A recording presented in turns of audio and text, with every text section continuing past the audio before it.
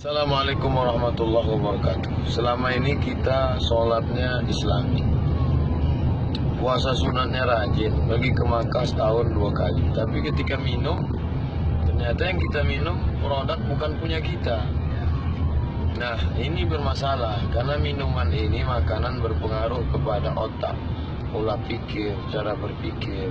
Kan jangan heran anak-anak kita rusak, doanya tidak kabul gara-gara makanan minumnya tidak benar. Belum lagi kalau dikelola oleh orang lain, uang itu dipakai untuk apa? Uangnya uang kita, tapi dipakai untuk kepentingan orang lain. Nah, alhamdulillah, ternyata di Lok Sumawe ada Aini Kuah yang dikelola oleh badan dakwah.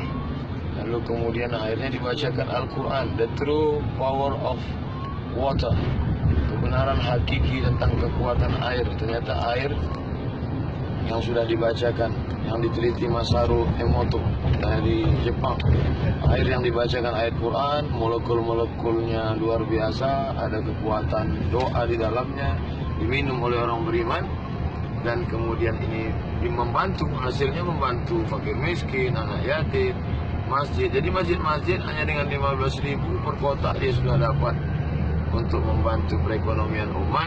Terjaga semuanya, minumannya terjaga, otaknya terjaga, lidahnya terjaga, masjid terjaga, fakir miskin terjaga.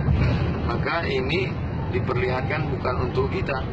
Masjid-masjid lain di seluruh Indonesia, bahkan tidak mungkin di negara tetangga jihad yang ingin mengembalikan umat kepada kekuatan ekonomi, entrepreneurship, maka marilah kita kelola umat kita dengan pengelolaan yang benar.